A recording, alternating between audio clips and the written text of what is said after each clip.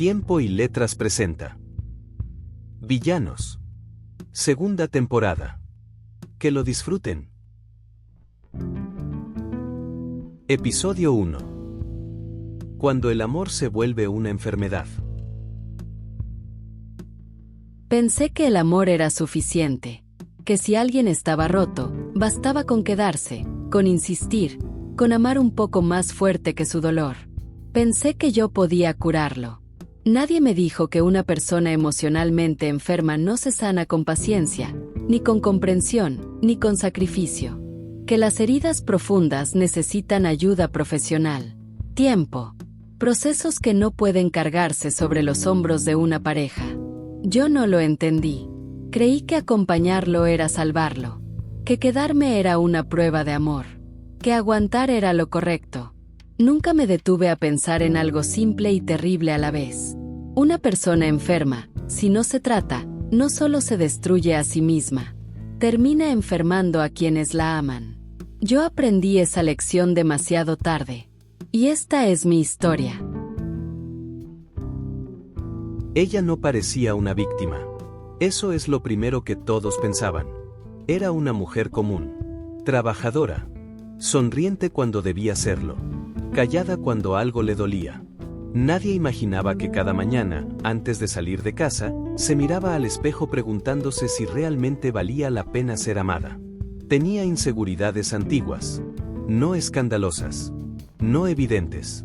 De esas que no gritan, pero te acompañan toda la vida. Había crecido creyendo que amar era esforzarse más que el otro. Que si alguien estaba roto, bastaba con amar bien para que sanara. Que el dolor ajeno podía curarse con paciencia, incluso si eso implicaba olvidarse de sí misma. Cuando lo conoció, lo supo casi de inmediato. Él no estaba bien. No lo ocultaba del todo. Tenía silencios largos, cambios de humor repentinos, miradas que parecían siempre a la defensiva. A veces hablaba de traiciones pasadas con una rabia que no coincidía con el momento. Ella lo vio, lo intuyó, pero no huyó. Pensó que aquello no era una advertencia, sino una misión. Creyó que podía ayudarlo, que podía enseñarle que no todas las mujeres abandonan, que no todos los afectos traicionan. Se dijo a sí misma que solo necesitaba tiempo, que el amor correcto lo iba a cambiar.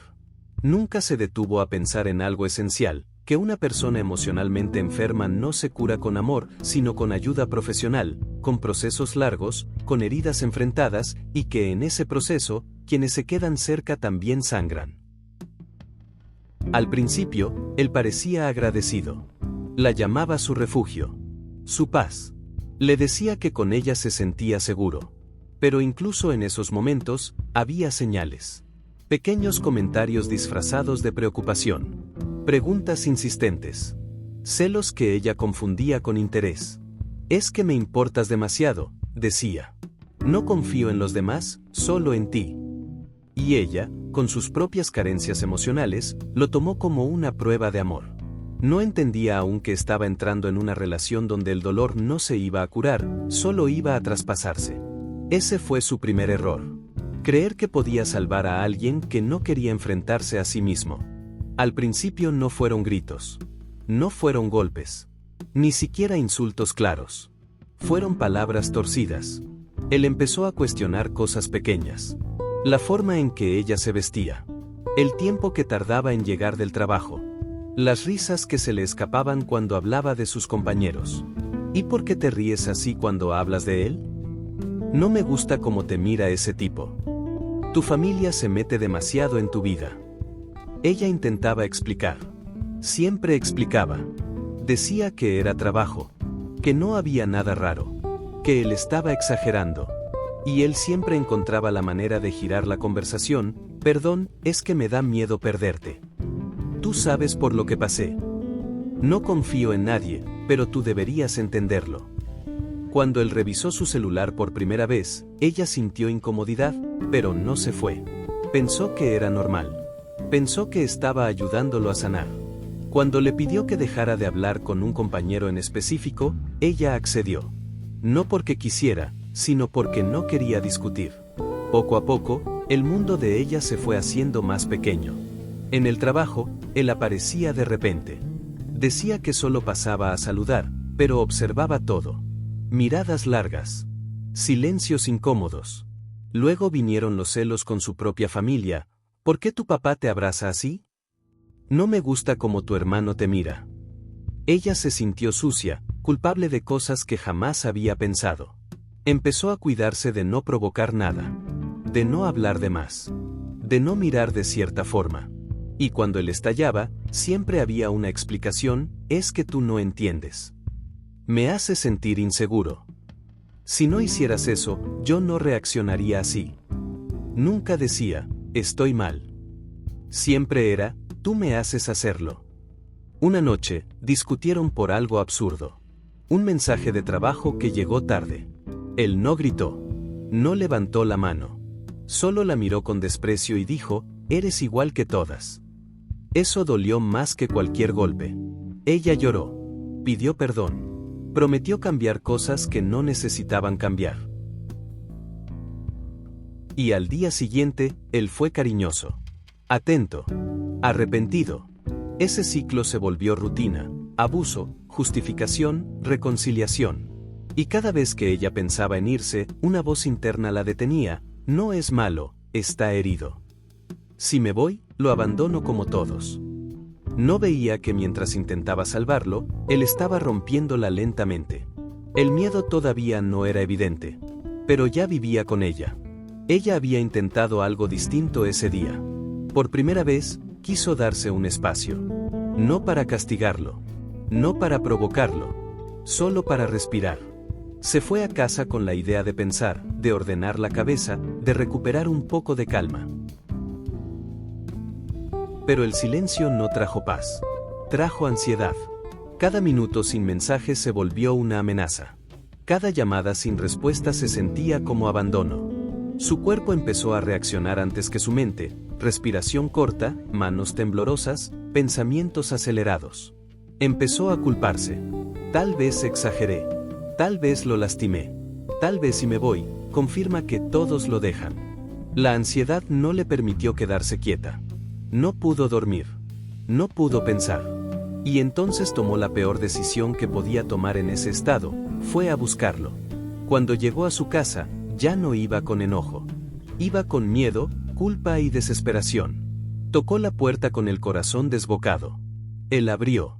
No estaba alterado. No estaba preocupado. Eso fue peor. La miró como si hubiera llegado tarde a algo que ya no importaba. ¿Qué haces aquí? Ella intentó explicar que necesitaba espacio, que se sentía mal, que no quería pelear. Él no la dejó terminar. Siempre haces lo mismo. Me provocas y luego vienes a hacerte la víctima.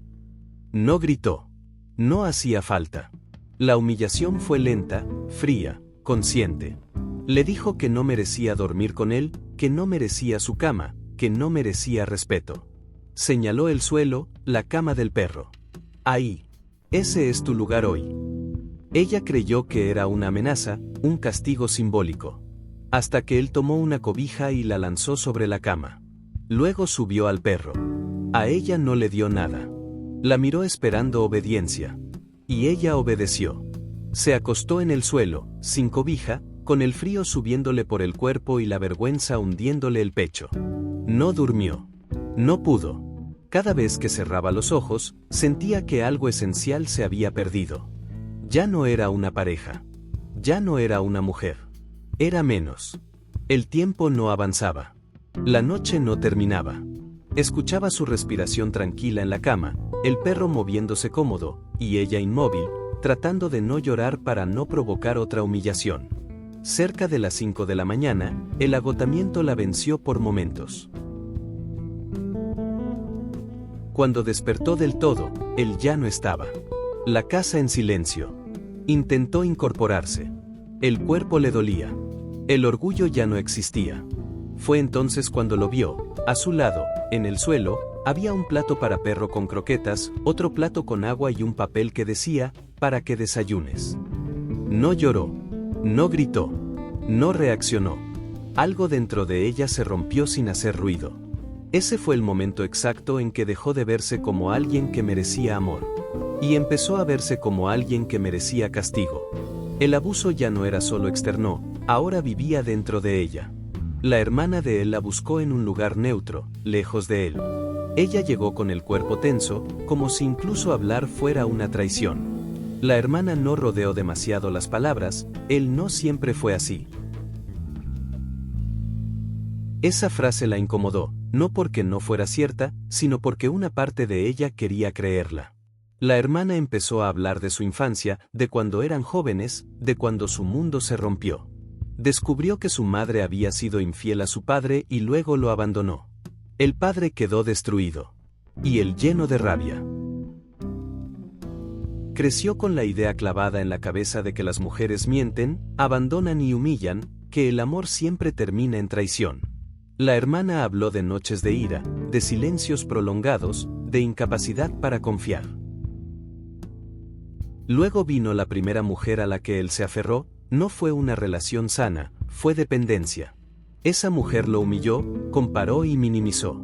No dijo esto para justificarlo, solo para explicar el origen del daño. Ella escuchaba en silencio. Cada palabra encajaba con algo que había vivido: celos, control, humillación. Todo tenía un origen. Y apareció la compasión. Por primera vez, ella lo vio como alguien roto. Confundió comprender con aguantar. Pensó que ahora que sabía la verdad, podía ayudar más. Que con paciencia, él sanaría. No entendió algo fundamental: explicar el dolor no lo vuelve menos dañino. Una herida abierta, si no se trata, se infecta. Él llevaba años sin tratar la suya. La hermana terminó: ten cuidado. Él no sabe lo que hace, pero igual lastima. Ella se fue con el corazón dividido. Ahora entendía el origen del monstruo, pero seguía siendo un monstruo. Aún así, decidió quedarse un poco más. Ella no se dio cuenta del cambio al principio. No fue de un día para otro. Fue acumulación. Empezó a responder con menos paciencia, a levantar la voz antes de que él lo hiciera, a anticiparse al ataque. Se volvió hipervigilante. Analizaba cada palabra, cada gesto, cada silencio. Vivía en alerta constante. Eso la cansaba. El cuerpo se tensaba incluso cuando no había conflicto. Dormía mal. Comía mal. Pensaba peor. Empezó a aislarse. Ya no hablaba con compañeros de trabajo. Evitaba reuniones familiares para no provocar celos. Dejó de contar lo que vivía. No porque no le importara, sino porque ya no sabía explicarlo sin sentirse culpable. Él seguía igual, o peor. Pero ahora ella también había cambiado. Respondía con ironía. Con frialdad. Con desprecio contenido. A veces lo provocaba sin darse cuenta. Otras veces sí, y no le importaba. Había aprendido algo peligroso, que para sobrevivir ahí dentro, tenía que endurecerse. Ya no lloraba como antes. Ya no pedía perdón con la misma desesperación. Eso lo enfurecía más. El abuso escalaba, luego venía la calma, después la culpa compartida. Mira lo que nos hacemos. Nos estamos destruyendo. Pero nadie se iba. Ella empezó a normalizar cosas que antes la hubieran hecho huir: control, humillación, miedo. Y sin darse cuenta, empezó a replicar conductas: celaba, desconfiaba, probaba límites. No porque quisiera, sino porque eso era lo único que conocía ya. Ahí entendió algo aterrador: el abuso no solo duele, se aprende. Una persona emocionalmente enferma no solo se destruye a sí misma. Va dejando versiones rotas de los demás a su paso. Y ella ya no era la misma mujer que creyó que podía salvarlo. Ahora también estaba enferma. La relación terminó sin grandes escenas. Solo se desgastó hasta morir. Ella se fue convencida de que el problema había sido él. En parte, lo había sido. Pero no todo. No buscó ayuda, no habló con nadie, no se permitió sanar. Tenía miedo del silencio, de quedarse sola con lo que ahora llevaba dentro. Así que hizo lo que muchas personas hacen cuando están rotas: buscó a alguien nuevo. Al principio fue distinto. Siempre lo es. Atención, detalles, promesas. Pero algo en ella ya no funcionaba igual. Desconfiaba, probaba límites, necesitaba control para sentirse segura. Y sin darse cuenta, Empezó a repetir frases, actitudes, reacciones. Las mismas que un día la lastimaron. El nuevo hombre no entendía qué pasaba, se defendía, se endurecía. Y así, el ciclo comenzó de nuevo. Con otras palabras, otros rostros, el mismo daño. Porque nadie le enseñó que salir de una relación violenta no basta. Que el cuerpo sale, pero la herida se queda. Y una herida sin tratar no desaparece. Solo busca a quien más infectar. A veces no hay villanos claros. Solo personas heridas, hiriendo a otros. Esperamos les haya gustado. En Tiempo y Letras apreciamos su atención y el tiempo que nos dedican. No olviden darle like, suscribirse y comentar. Muchas gracias. Hasta pronto.